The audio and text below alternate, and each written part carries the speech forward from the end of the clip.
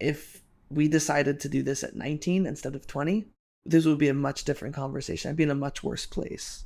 So it was not a given that at 20, I'd be at this nice bookend point where I've kind of circled back to where I've started being secure and confident and hopeful for the future. It was something I had to earn, something I had to get to. So I'd tell him, walk through the muck. It's necessary to get to the end in transformation. And when you get there, take a second to appreciate yourself for everything you went through, everything you're going to go through, because you got you there. Hello, and welcome to this first episode of Season 9 of the Mother's Quest podcast with a returning and special guest, my own son, Ryan Neale. I first sat down to record an episode with Ryan in 2017 on his 13th birthday, after we embarked on a milestone hike using the ascent and descent at our local Sugarloaf Peak to pack up the lessons of his first 13 years of life and my first 13 years of motherhood. At that time, Ryan knew he wanted to close out his teenage years the same way he began them. So this past March, in what felt like the blink of an eye, his 20th birthday approached, and Ryan returned from college so we could set out on the trail again. Though the path was familiar, we soon recognized just how much we had each grown, maturing through heartache and triumph in our own ways. We knew we would want to record our reflections from the hike again in a special recording studio and with the support of someone who might help us go even deeper. The answer to our quest appeared in the form of Tricia Creason-Valencia, co-founder of PowerHouse, and who Ryan and I have been partnering with on the new initiative, the Autism Storytelling Project. It also therefore felt right to invite Tricia to be the one to dedicate this episode. Here she is. I am Tricia Creason-Valencia, and I am honored to dedicate this episode of the Mother's Quest podcast to young autistic creatives in our communities. As a visual storytelling teacher, I am passionate about mentoring the next generation of storytellers to discover and share their authentic voices through art, which leads me to my connection to Julie and Ryan. I first met this dynamic mother-son duo at a meeting to explore how the Rotary Club of San Jose might support autistic people in Santa Clara County. Ryan, who was already a deeply impressive autistic advocate, speaker, and emerging creative, steered our group toward creating a grant award for young autistic creatives, aged 16 to 25, who are engaged in the visual and performing arts. And so the Autism Storytelling Project was born. When Julie mentioned that Ryan was going to do a milestone hike for his 20th birthday, we cooked up a plan for the two of them to record this post-hike reflection episode at PowerHouse, our creative workspace and studio for women plus entrepreneurs in downtown San Jose. As a mama to a neurodivergent child myself, I'm deeply impressed by Julie and Ryan's relationship, how they model respect, clear communication, and share a very loving sense of humor. Their mother-son relationship is truly inspiring, which you will witness as this episode unfolds. Thank you, Tricia, for this dedication, for your partnership on the Autism Storytelling Project, with links in the show notes for anyone to learn more, for opening your beautiful studio to me and Ryan to record, and for asking us a profound question during the conversation that did deepen our learning. In this episode, there are so many moments of insight, laughter, and also some tears as Ryan and I each share about this 20-year milestone in both of our lives, the lessons we've learned about our neurodivergent identities especially, and about the exciting chapters unfolding for us. It was a gift to experience this and also to share it with you.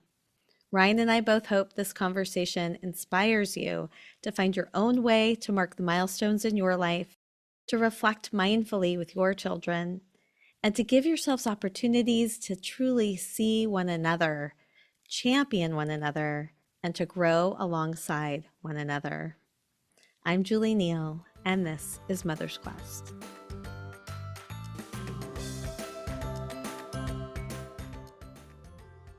Hi, Ryan. Hey, Welcome back to the Mother's Quest podcast. The last time that you and I sat together in this way was on your 13th birthday when we did a milestone hike together and then recorded in a recording studio in San Francisco. And you're actually the one that remembered that on that hike, you always said that when you turned 20 and said goodbye to your teenage years, you wanted to do it all again. And here we are. Here we are 7 years later, a pandemic later. When I was 13, we talked about how 7 years seemed so far away, how it felt like my teenage years was this just massive period of time. And now that I'm 20 and we're having this conversation, it feels like we just blinked and we're here. But I'm very happy to have had this opportunity to go back and reflect on my teenage years and to have this full circle moment with you and to be back in an actual recording booth again for the first time in 7 years. Happy birthday. Thank you. What an amazing way this has been to spend your birthday. I'm so grateful. And the other thing that I have always appreciated about your birthday is the realization that it was my birthing day, the day I became a mom. And I now realize that I've been a mom for 20 years. Congratulations. Amazing. I'm really sorry. It has mostly been the most amazing transformational experience in my life, but absolutely filled with lots of ups and downs and challenges. Absolutely, which we will get into in great detail. But hopefully not in as much detail as the hike itself, which we've been joking. It was a 4-hour hike today, definitely longer than I remembered the other one being. And there was so much life to cover and so much to reflect on. Yeah, I really wanted to honor the opportunity to have this reflection to kind of mark this period of time. So I really wanted to go over the 7 years. And we were on the hike and you're like, all right, so now we're at COVID. Tell us about that. I'm like, I'm still in December. We haven't covered my sophomore basketball season yet. Let me get to the point. So definitely very thorough. I was definitely tapping into my autism. I want to do this in the way that I want to, that I have this vision for. And I admittedly wasn't really compromising on that. I want to reflect and have that hike be full of all the reflection I thought it could fit in. And I'm grateful that you gave me the space to go through it all the way, because I really believe that I think and process through speaking. So I've been in therapy since I was 10, and just all that experience of taking my thoughts into words, it just makes it so speaking is the best way, I think. So it was really necessary for me to go through everything step by step by step so I could actually make sense of these crazy, hectic, terrible, amazing teenage years. So what I thought we would do is use this time for the podcast to capture a few of the highlights from the hike today. So on the ascent of this lovely hike that we have just 15 minutes from our home, which is the same one we did 7 years ago, the first thing that we did was reflect on the core experiences and lessons and learnings of these 7 years. So I thought we could each share a few of the highlights of some of those core experiences. Do you want to start with one? I probably have recency bias here for this first one, but I'd say starting the Bruin Neurodiversity Collective at UCLA. I think especially because I'd spent so much of my teen years really grappling with my autistic identity. Because when we did our first podcast, when I was 13, I had just been diagnosed. I really didn't really have any idea what it meant. We weren't even using the word. We were calling it developmental delays.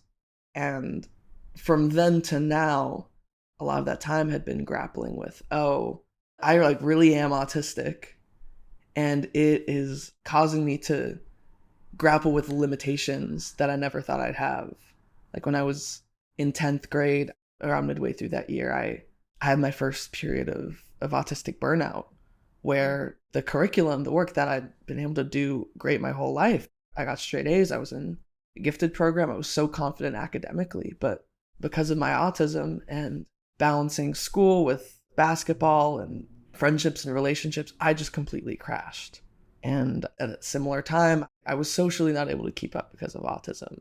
Autism, insecurities around that got in the way of relationships and friendships. It was really, for a while, something that I struggled with and wanted to suppress, hide, get rid of, in fear of the stigma, how people would treat me. Are they going to assume that I'm just some Sheldon Cooper type who isn't able to connect or socialize or make friends? And then all the ways probably get into a lot more of these later, but the ways that autism made things difficult. So this last year, 19 going on 20, I finally reached the point where I was not only more secure in being autistic, but I was ready to have that aspect of my identity be forward-facing, public-facing, something that is at the forefront of what I'm doing. So I created a neurodiversity organization at UCLA where we've had a Discord server with over 100 students all communicating and sharing and leaning on each other for support. We've had social events where we stay up just past 12 or 1 talking about our special interests and shows and movies and just unpacking our neurodivergent identities, having a town hall event where we invited the community, the UCLA neurodivergent community, to talk about the ways that UCLA can do better at serving them. And for autism to go from being a condition that I knew little of, evolving into this monkey on my back that I felt was preventing me from the success and self-actualization I wanted, to finally having my autistic identity be the source of this meaningful project I've helped create. That's been probably one of the most special things of my last 7 years, for sure. What I was thinking about as you were sharing all of that is not only what an incredible experience it has been to observe you in your own identity development and your own grappling with being autistic and what that means to you, but I was also thinking about how much neurodiversity and the way that I view it has changed for myself in the last 7 years, and what a theme it's been for me. During that time, your brother Jacob got diagnosed with ADHD, later got diagnosed with dyslexia and dysgraphia. I got my own ADHD diagnosis just before my 50th birthday. It's about time, honestly. The original podcast, when I was 13, there was this whole section about, it's like, oh my God, we are so bad at time management and getting the things on time and procrastinating. What is going on here? And then now 7 years later, we both got our ADHD diagnoses. That's right. You didn't know that you had ADHD either. I think I got diagnosed over the last year. But like, again, for years, you told me that your parents told you that they only ever got mad at you for 2 things: being late and losing things. And spilling things on my clothes. And spilling things on your clothes. 3 things. 3 things. And just looking back, the call was coming from inside the house. It is unbelievable that it took you so long to get diagnosed. But it's honestly also, I think, a testament to just how neurodivergence in women is so understood. There's this lack of awareness of how it manifests differently in women and looking for that. And you definitely slipped through the cracks. But yeah, you were talking about shifting your understanding of neurodivergence. Yeah, and I think that right before we recorded the last episode, you learned that you had been diagnosed with autism. Yeah. We had chosen to tell you as you were growing up about what your challenges were, and you knew what kind of therapy you had, but we never gave you the label because we were worried that you would somehow identify with it in a way that wasn't positive. And my whole experience of that, there's so much growth and learning for myself in that, because first of all, when we told you, I was like, this was something you were diagnosed with. I don't know whether you would meet the criteria anymore. And you immediately said, these are all things I identify with. I've just learned how to cope with them. And I absolutely am autistic. And so we had to shift our own thinking. And then over the years, I've really learned more about neurodiversity, about the fact that our brains are wired differently, that it's not a problem to be fixed, about how important it is to find ourselves in environments that can help us thrive and get supports and accommodations. And I feel like I just had a whole perspective shift and flip around your neurodiversity, my neurodiversity, understanding Jacob and supporting him. Yeah. And that's been a huge growth curve. I think it's interesting as we've kind of been on our neurodivergent journeys at the same time, but in kind of opposite directions. Because I think 7 years ago, you were kind of still at this place of autism is this kind of not great thing that you might have kind of grown out of. And you've come to be a lot more neurodivergent affirming over time.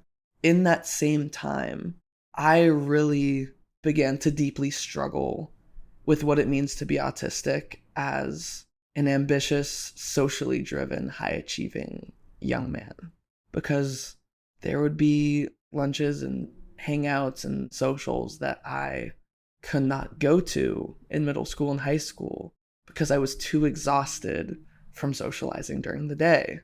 I got burnt out and I wasn't able to succeed academically on my own. I'd be missing assignments because the toll of being autistic and being stealth about it, like hiding it, not stimming, making sure I'm looking people in the eyes when I speak to them, having vocal inflection, making sure I don't do anything to stand out. All of that was incredibly taxing and demanding. During COVID, when I got into my first relationship, my being autistic and not always being able to show up and be present when we'd have an opportunity to hang out, and being insecure about the ease at which she was able to be with people and make friendships, those were all incredibly heavy burdens for me to bear. It's another thing I thought of basketball. Far before the first interview, as early as 7 or 8, I loved basketball. I was in love with the sport. I loved playing it. I played video games on it. I had a hyperfixation on the Los Angeles Lakers. I could name stats from the 2000s. Kobe Bryant, 2005, 2006, he averaged 35 points a game. I think 35.4. Lost to the Suns in the 2006 Western Conference first round. They had a 3-1 lead, and then they gave it up to the Steve Nash Suns. I'm definitely not autistic, you guys. I'm a neurotypical. And then in high school, when I was struggling to consistently keep up with social demands and friendships, and when I was struggling to maintain this identity I had as a social, normal person, basketball then became this way that I'd retain some semblance of normativity. Being the jock athlete on the sports team, I felt like these are all these ways I could fight against the crashing waves of autism that I didn't want to get swept away in. So then my basketball performance and playing the sport, it was no longer this object of joy. It was this exercise and being normal. So then when I struggled, when I had slumps, I wasn't able to recover and bounce back. It instead just made me love the game less and less. So there were all these things about autism that led me to be very uncomfortable with it, to not love that part of myself, to want to shed that part of myself. And it's around that time that you were starting to view it more positively with a neurodiversity lens. So I think it was interesting we went in those directions. And fortunately, over the last year and a half, I think I've come back around to some neurodivergent diversity affirming and acceptance within myself. But my God, was it a long road to tread down. One of the other themes that I was noticing as we were hiking and reflecting is how much our lives and our learning happen in cycles. So there would be moments when things seemed really great. It was all coming together. And then there would be times when it felt like it was sort of all falling apart. And there were similar themes that ran through them each time. And I'm appreciating that that's one of the lessons about life, that it's going to sometimes feel like, sometimes I say it's like we've swung back or we've... And you said it's a spiral. It's a spiral. Yeah, I think you can explain that better than me. This realization that you get to a point where it feels reminiscent of things that felt hard. And you and I both might be like, we thought we had gotten further than this. Yeah. We thought we had already overcome this thing. And then it feels like a setback, but the realization is we're not in the same place that we were before. We're at the next rung of the spiral with all the lessons and knowledge and experience that we have from the last time. And usually what's possible is that you somehow are able to kind of move through that challenging time. Usually in a different way. And so one of the things I was reflecting on in my last 7 years of my motherhood journey is that when we recorded the first episode, it was not that long after I launched Mother's Quest, which was this reclamation. So in the 10 plus years of the beginning of my motherhood journey, I felt like I had lost myself in many ways. And then this Mother's Quest was a reclamation. But then COVID for me, and I know so many other moms, ended up feeling like whatever ground I had gained was lost again. All of a sudden, any supports I had inside the household were gone. My kids were both now being schooled at home. Yeah, sorry. Chris was going off to work, which was important, but that felt like the burden of, oh, well, I'm not the one that's earning all the money, so I need to make sure I'm the one that's stepping in and doing all these things. And the first thing to go was anything that was personally for me. And then I had this feeling of being completely consumed again, but I recognized it sooner and found a pathway out of it sooner. Yeah.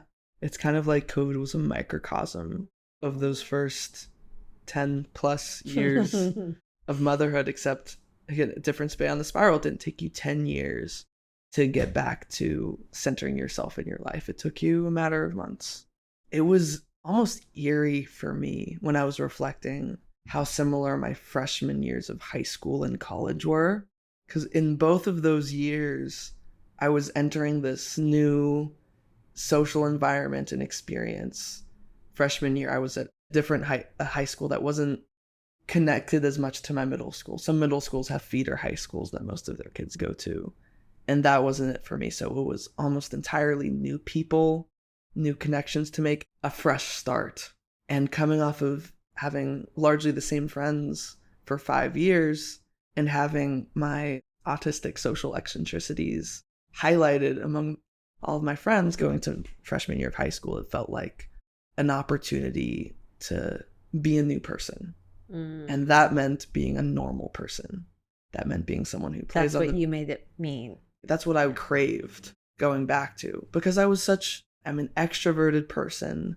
I love connecting with people and feeling socially connected. And I had a lot of therapy when I was younger, when I was first diagnosed with autism, that really trained me to look to the social world, look to others for guidance on how I am to conduct my life. It was ABA therapy around 2006, and that really had an impact on me. So to me, a fresh start was to be normal. A new opportunity to try to appear Exactly in this vision that you had of what it meant to be normal. Yeah, and right out of the gate, I was hanging out with people all the time at and after school. I was on the freshman basketball team, and I was a star player, and I was enraptured with that. I was making friends. I was talking to girls. I was doing all of these touchstone benchmarks of what normal high schooler is. And I just had a really fun freshman year. It's just by the time we got to the end of that and into sophomore year, the autism bill came due. I was just working too hard on this normalcy project, and I just simply didn't have the stamina to keep it up. So I kind of crashed sophomore year. I burned out. I was disconnected from friends. This was the first time I started getting accommodations. And it was freaky how my freshman year of college was almost essentially the same thing, where I'm going to UCLA. I just got off of COVID as well, not being able to hang out with people, go to parties, do any of that normal stuff. And I fell in love with this idea of the young college lifestyle of going out and partying and meeting all these people and doing a million clubs and activities. Pushing yourself socially to the max. Pushing myself to the max. I did not schedule any rest time for myself. I had neglected sleep. I neglected my academics because I was magnetically attracted to that idea of normal. That finally at 18, entering my freshman year, I felt I finally kind of had the social skills to do so without falling behind or getting found out.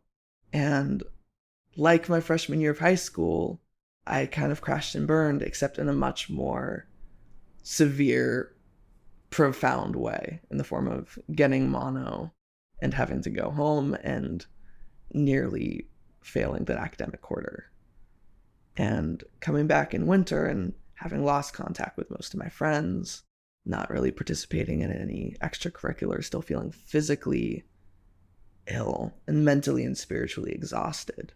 I was back at that place where I felt like I was living up to everything I'd ever wanted to be, and then autism pushed me back to the ground. I think it was really a lot of conversations with you and other people in my life where I realized it wasn't autism that was pushing me down. It was the way I treated myself and my autism and denying its place at the table that was causing me to struggle then, and it caused me to struggle in high school.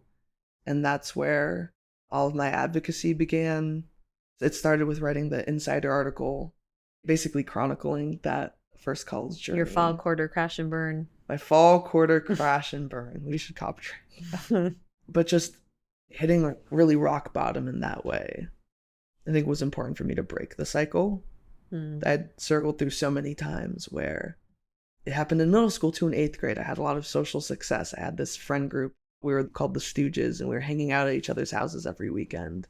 I had my first kind of girlfriend I think I was 13, 14. I was having the time of my life. And then autism as an identity was kind of on the back burner for me. I was even considering stopping my therapy because things were going too well. We never stopped therapy. I remember again. that. And your therapist, who we absolutely love, Callum, said, he's doing great. And adolescence can be a little bit of a tricky time. You might want to keep me on board for that. Thank goodness we did. I'm like, what are you talking about, old man? But then I burnt out and lost a lot of friendships and was kind of like, okay, maybe I am autistic and maybe this is this way I think differently. And then whenever I get another taste of social success, I think I told you the metaphor I used on the hike. It's like, if there's this girl you really like and she won't go out with you, so then you settle for this other girl that you don't really like just to have someone. And then your crush is suddenly available again. And you're like, oh, can I go back? And just autism's like my toxic ex that I keep going back to. Autism is the toxic ex, or neurotypicality is the toxic ex? Thank you for correcting me. I hope that wasn't a Freudian slip. No. My autism journey is like navigating a toxic ex, where the toxic ex is being normal. No matter how much I realize that it's not good for me, that it doesn't work for me, that it doesn't treat me well, whenever it calls for me, I come running back. I think framing in that way is actually really cool, because when we were at the top of the Milestone hike and we were reflecting on what I wanted to leave behind, I basically said I wanted to leave behind denying autism a seat at the table. I think I specifically said I'm entering this marriage with autism where I will still certainly struggle with that part of my identity and how it impacts all these facets of my life. But that relationship is set in stone now. It cannot go anywhere. Autism, it's not a name tag that I can take on or off. It is a core part of who I am, whether or not I have the opportunity to be normal and pass as neurotypical. And it took being at my absolute lowest, having little friends, being physically weak, feeling disengaged with UCLA campus, for me to be like, this isn't working. I need to break up with my toxic ex and actually come into my autistic identity. And if that didn't happen, I don't think I could be at the place of healing and openness to advocacy that I am today. Yeah. As we were at the top and getting ready to think about what to leave behind and what to move forward, that was when you noticed this cycle of, wow, I've circled around this experience more than once. And then you said, that doesn't bode very well for my future.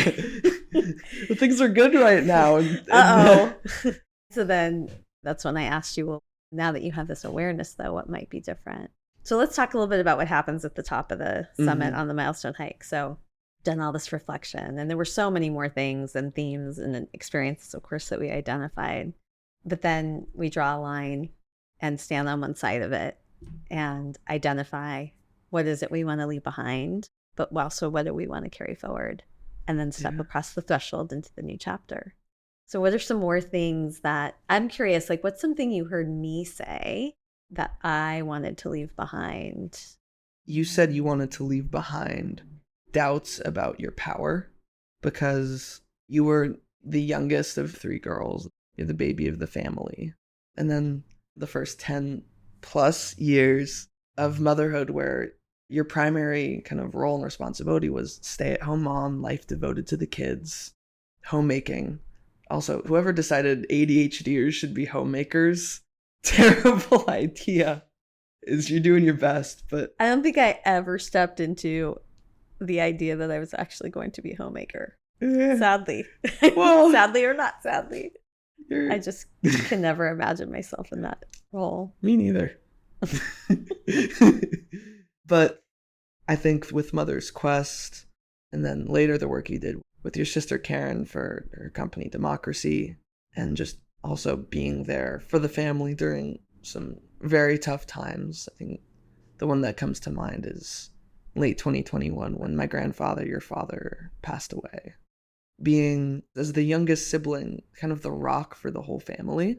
I think we've both seen how powerful you are, how much space you can take up, and how much impact you can have. And it doesn't seem like you're very interested in carrying doubts around that for you into the next 20 years of your motherhood. Thank you for reflecting that. My pleasure. It's so powerful to have your child see you. That was the other thing at the top, because that 13 to 20, that was such a time period. That was, right, 13 is your first teen year, 20, you're no longer a teenager. I was trying to think about what my next chapter is. And like we've talked about doing another 7 years. I think there's some Jewish significance to 7, but it's like, what does 27 mean? That doesn't distinguish anything. And I realized that the next chapter of my life is probably going to be marked by having a kid of my own, where this first 13 to 20 has been kind of healing my relationship with the world around me and the social pressures and the ableism in my own relationship with my identity and autism. And I've held that this next chapter is going to be about self-improvement and growth and being the best version of myself I can be, independent of what the world wants me to be. But then after that, the next change is I'm going to have kids, and I'm going to have to reorient my life into being for and in service of these other people that I'm going to be responsible for and a steward over. And that's, I think, part of me seeing you is, as an adult, seeing that I'm not that far away from you anymore. We're adults now. I'm not a teenager anymore. We're both share a seat at the table. Next year, we'll both be able to drink legally. I've never drinking before in my entire life. It has never happened. So that would be illegal. So it's just these last few years of being an adult and kind of developing an adult relationship with you. I think it's allowed me to see you in a different light than she's my mother. She protects me. She takes me to school. She gave birth to me, to like this person whose flaws and imperfections, because eventually I'm going to have kids, and for a little bit, they're going to think of me as super dad, like their whole world is superhero. And they're going to listen to this podcast, and they're going to learn that their father has had a lot of struggles with his identity and his place in the world and what he's worthy of. You know, as long as you're able to maintain your sense of purpose with children and be able to hold your power, then I can too. So feels like this is a good time to talk about also what we wanted to carry forward. Yeah. So what was one thing you identified that you knew you wanted to take with you? I really wanted to take with me, this was something I hadn't really grasped onto until recently, but I really want to take with me the sense of confidence that I feel like I've come onto and earned recently.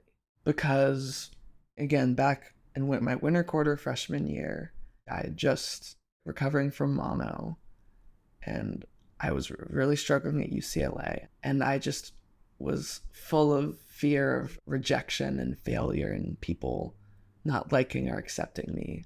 And because of just how high my start was and how low it crashed, it wasn't that fear of rejection was kind of this open wound. But what I kind of set out to do, especially in my sophomore year of college, was I was tired of just feeling so powerless, and I wanted to find somewhere to belong. So I applied to everything, just about every club, every opportunity, every internship I could find. I applied to consulting club, I applied to our alumni association, I applied to the student section cheering squad, 3 improv troupes, and a publication. All these ways of trying to get back on my feet and find my place. And unfortunately, none of those really panned out for me. But what it did was, it was this profound and intense exposure therapy and rejection, where I had this fear rooted in my humanness and amplified by my autism of people and places rejecting me and not wanting me. All my life, I'd be scared of that happening, and I'd avoid opportunities or come to places like UCLA not full and present because of my fear of that happening.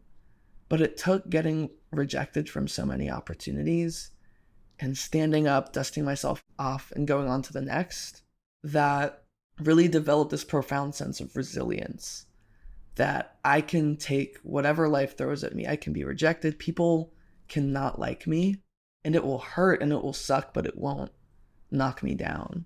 And as I continued to apply and I got into things like the school honors program and the Chancellor's Leadership Academy and a school summer camp, and eventually starting my own club and organization that I've built from the ground up and put my blood, sweat, and tears into, that I feel like I no longer need to cling to this group membership for belonging. I don't need to be a basketball player to feel like a competent high schooler.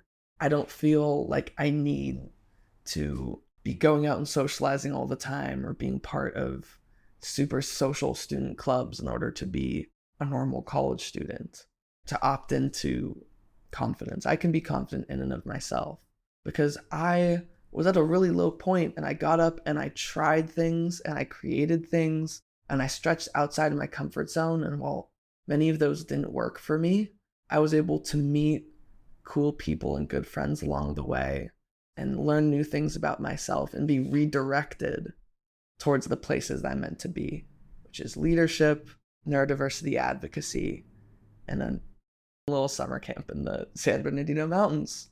And who knows, maybe there's more to come, but I'm confident in myself now in a way that I never was before in my life, independent of what I'm doing, because I earned it. And I don't think it's fair to myself and all the work I've put in the last year into finding myself and building resilience and responding to stress and pressure if I let go of that confidence now.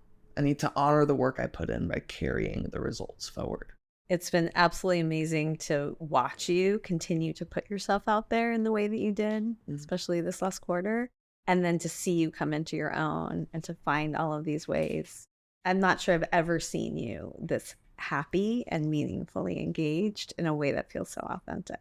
And I think you're much the same way now that you have Mother's Quest and the Facebook groups and coaching and democracy too. I feel like we've both kind of reached, at this point, a good space of self-actualization. So I guess I wonder for you, what would you want to take with you going forward? So I wanted to carry in confidence in myself that I've earned into the next step, and maybe even to anchor it. Like, what do you feel like you've maybe even earned the right to carry with you? It's interesting. I don't think I perceive it as earn the right, but a key theme that definitely came up for me through all the 7 years is connecting to my voice and knowing that I have something worth saying. Worth saying? Say more. Worth sharing. Say more. I want to know. So I think an early part of my Mother's Quest journey in the 7 years was a lot about stepping into anti-racism activism and learning about how I could maybe make some kind of a difference authentically from where I am on that issue, and then learn about that with other issues. And then I think also even obviously using my voice in the podcast was brand new for me when we recorded 7 years ago. And now that feels, I'm more comfortable with that and just hit 100 episodes. Yeah, congratulations. But that's a lot of episodes. It is a lot of episodes.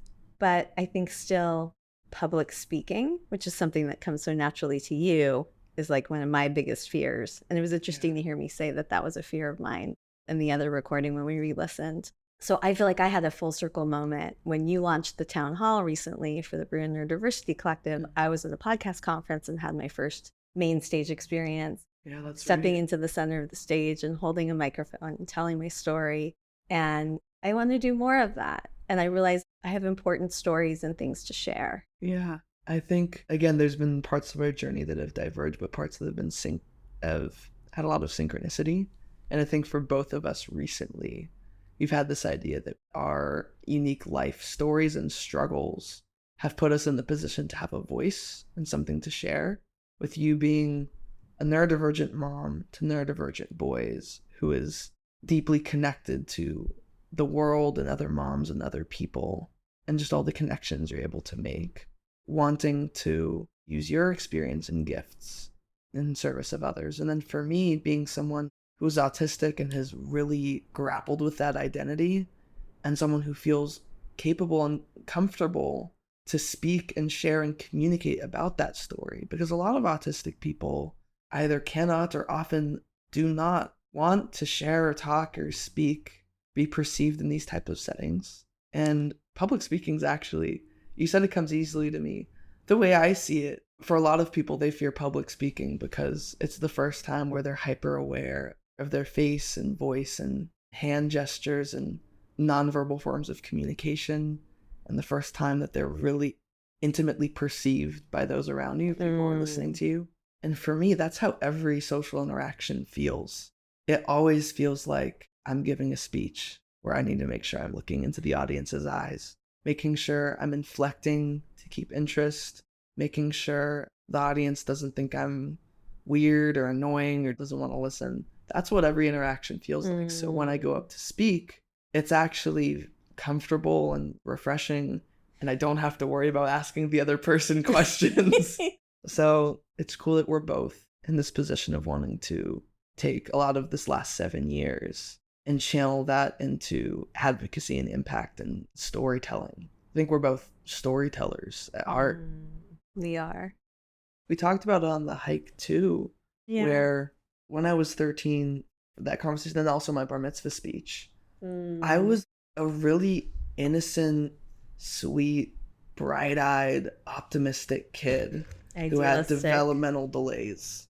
I really hadn't had that much in my life that I experienced, obviously being autistic and having the therapy was up, but nothing that I experienced beyond not getting invited to some and the trauma of parties. you're always having to be it in tag. Yeah. And the last 7 years hit me hard. It was really difficult being someone who is in love with people, just in love with human beings, and wanting nothing more than to be loved in turn the same, and to have this way about you so pronounced and distinct that it has a name, that it got funding from the state of California to correct hundreds of thousands of dollars paid by the state of California so I wouldn't be the way I am. And to have that thing I can't take away, can't change, can't do anything about, that makes it harder for people to love me the way I love them.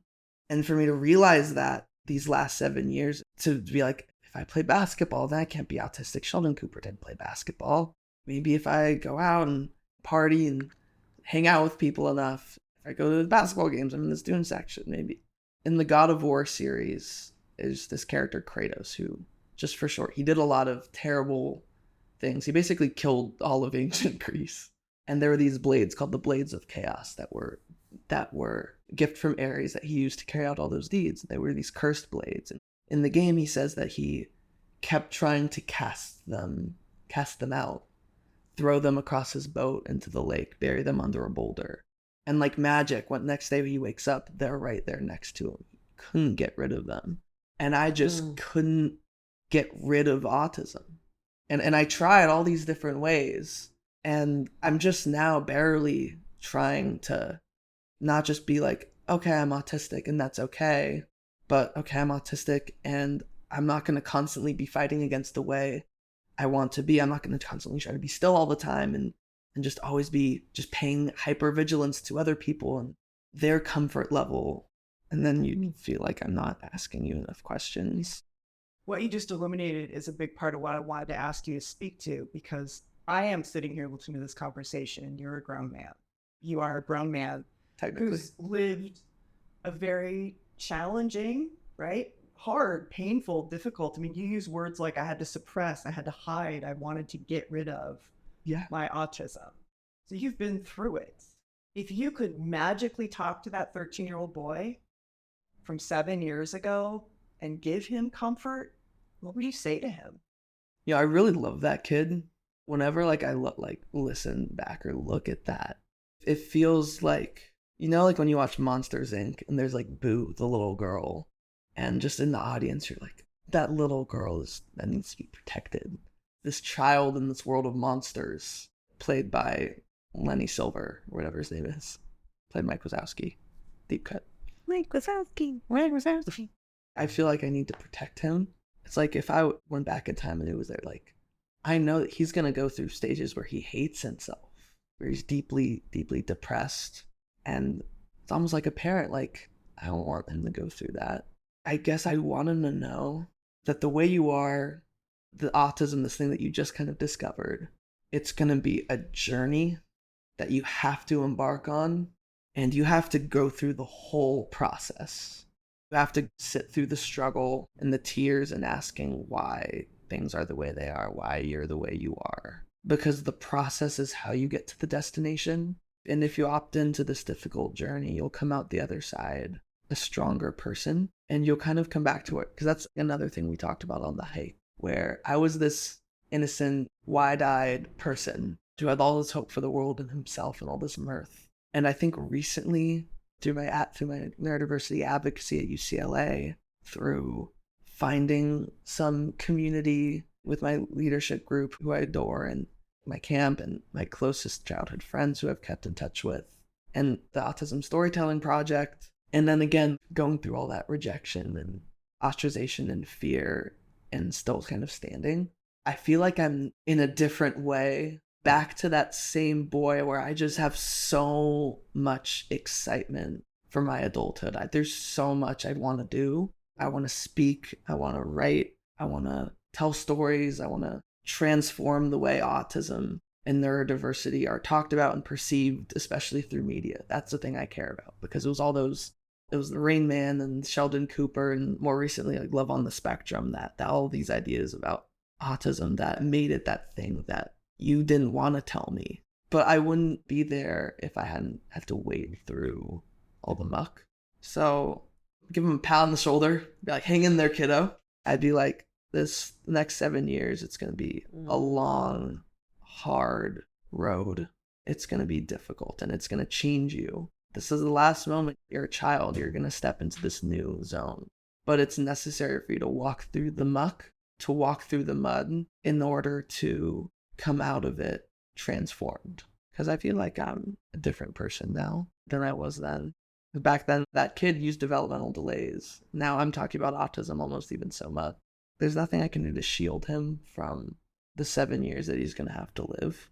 A very bumpy, rough, difficult, fun, amazing, joyful 7 years.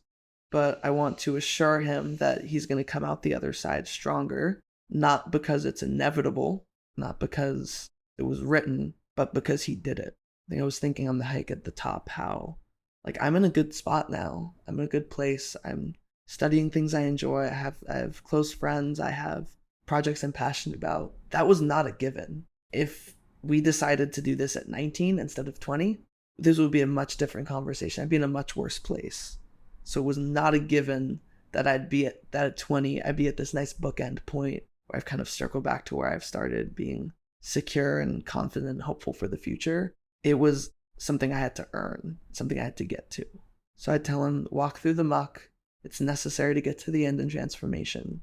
And when you get there, take a second to appreciate yourself for everything you went through, everything you're going to go through, because you got you there. Maybe he'll go and tell his 13-year-old self, and then creates an infinite time loop of telling yourself, and then they go, and then they tell themselves, and then they go. Julie, can I ask you something similar? Sure. So you have also 7 years of growth and change from the podcast when Ryan was 13, and you've become this figure in the mothering community. You create these dialogues, these conversations. So fundamentally, you're a person who has a lot of wisdom to share, right? That is what you've dedicated yourself to. Back then, you didn't have your own diagnosis. Back then, you weren't sure about telling Ryan about his diagnosis. And both of you today have talked about the power of the diagnosis, right? Knowing who you are. You both, but you particularly talked about the power of being seen, who you are. If you could talk to Julie 7 years ago, what would you tell her that you see in her?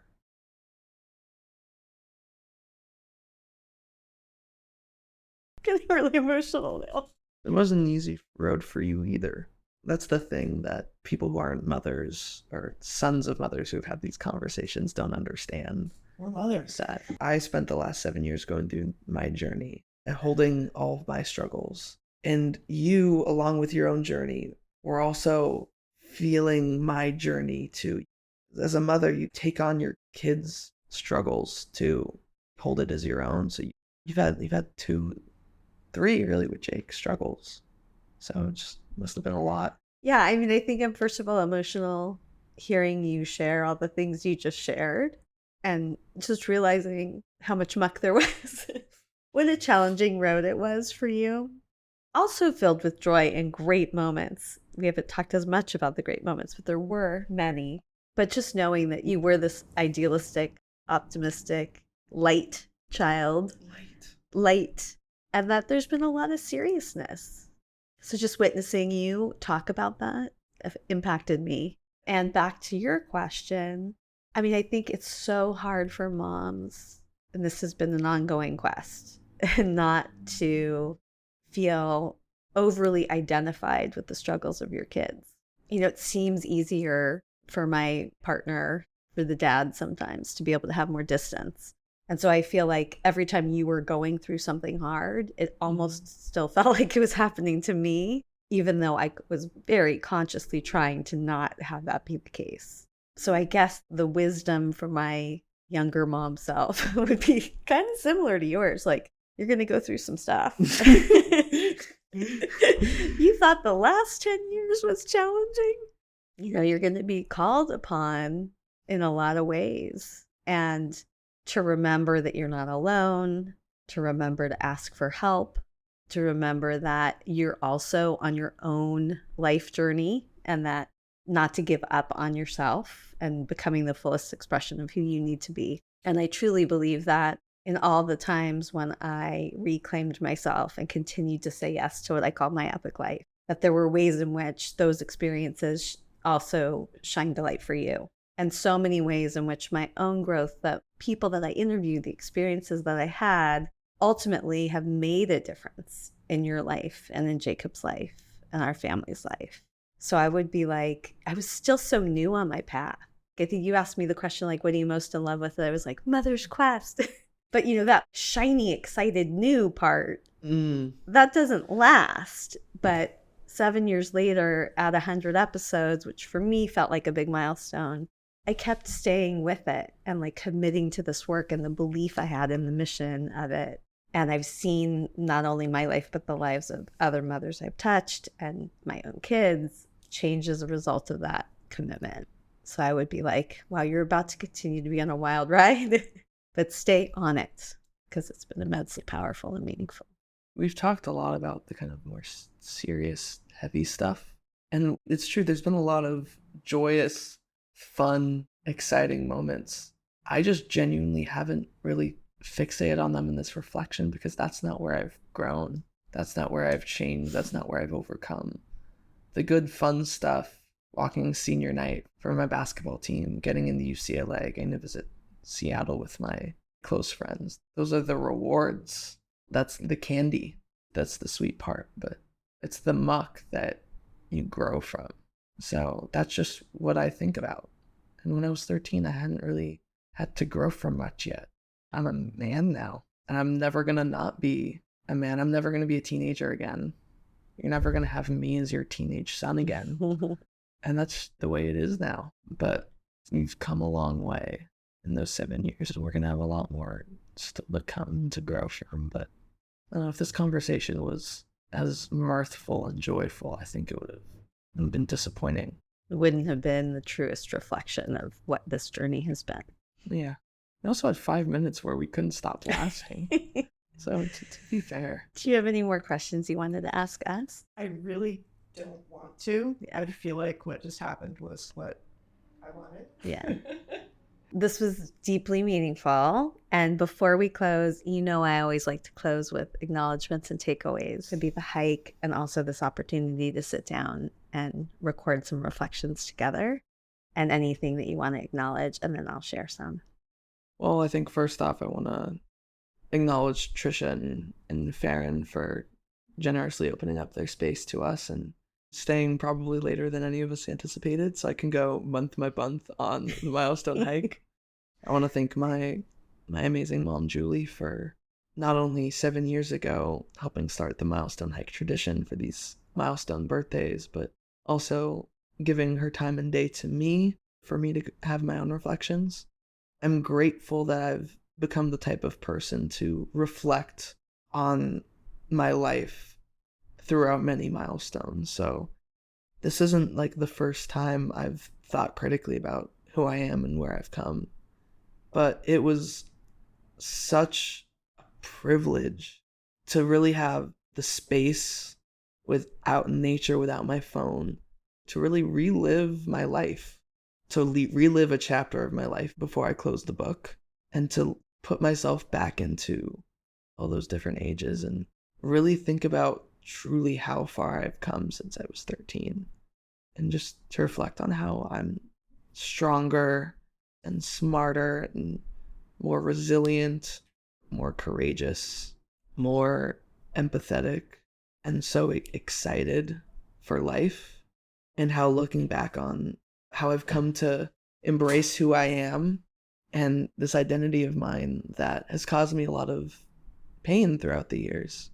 And looking back on those 7 years, it just made me realize how being where I am today was not a given. There were so many places where it could have and did fly off the rails, and that I need to give myself some credit for what I've done with my life beyond what my labels are and my neurotype or what people think of me. What I've done with these last 7 years in responding to all these trials and all this failure, I'm really proud of myself, and I don't think I'd be able to come to that place if I hadn't really thought about all the ways it could have gone wrong.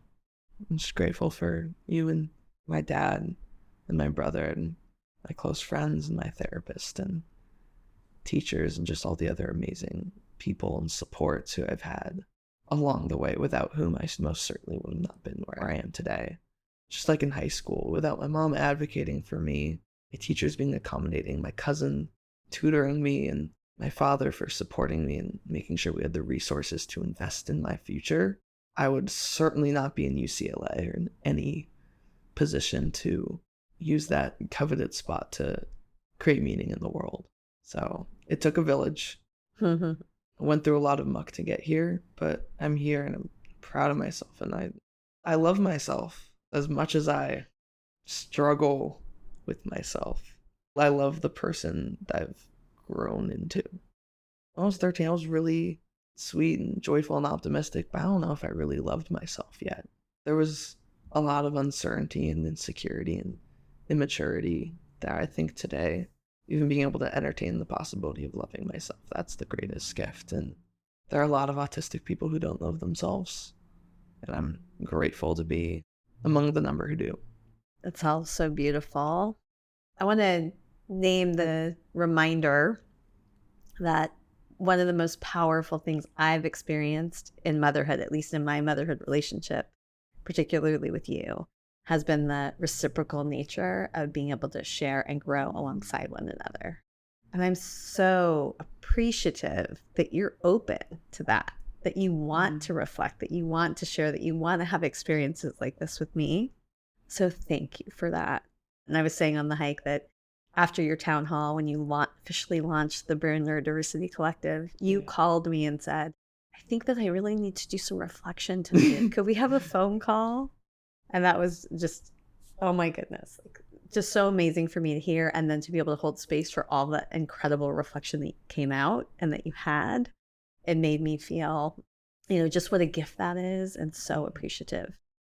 So I'm just thankful for this another occasion to grow alongside one another. Yeah. Absolutely so happy to be welcomed into this beautiful studio. And I wanted to end with a letter that I wrote to you that I haven't had a chance to read to you yet. So this feels like a good happy birthday. Did you write marking this milestone? I wrote it on December 6th, it looks like. Wow. What happened December 6th? So I was facilitating a Next Chapter Mother's Quest Circle, which was for other mothers whose kids have gone off to their next chapter in college or beyond. And one of the last things that we all do together is to write a letter to one of our children, kind of someone inspired by our own experience in the circle.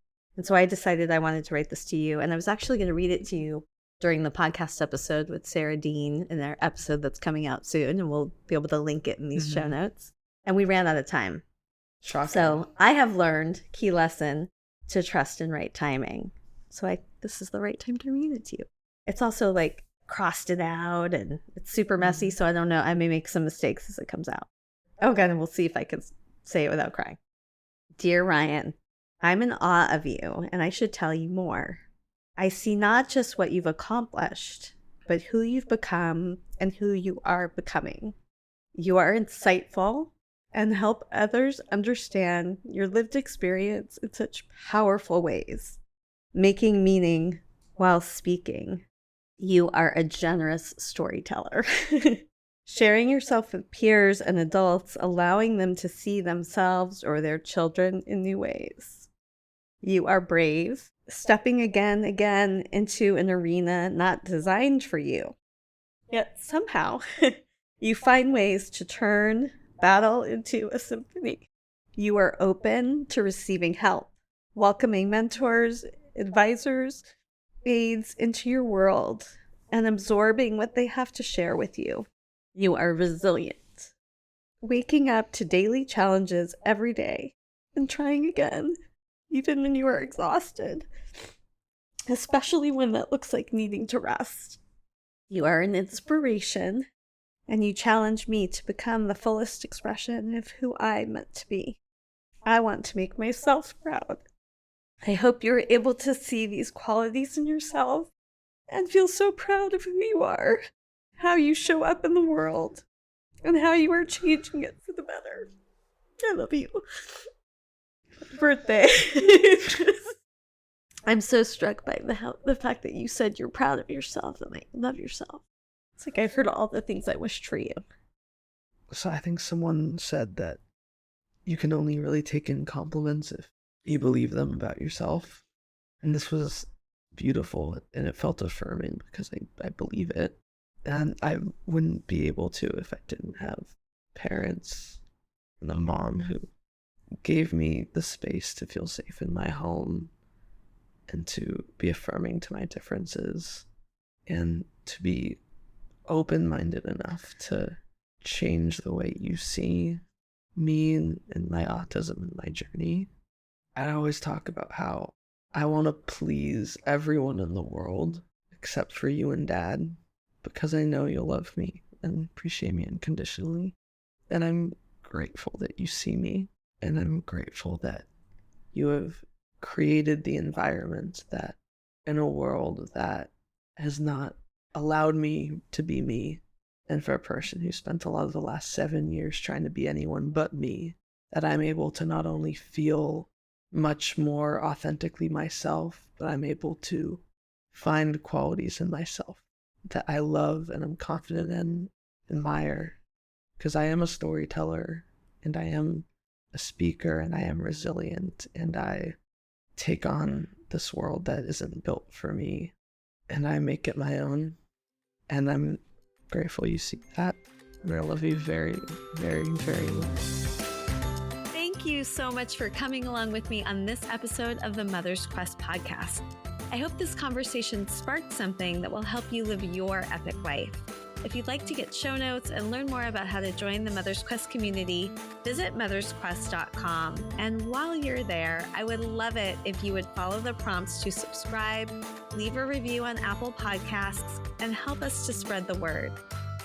I want to end with some words to help light the way on your quest. Seize the day, love your people, honor your gifts. Until next time.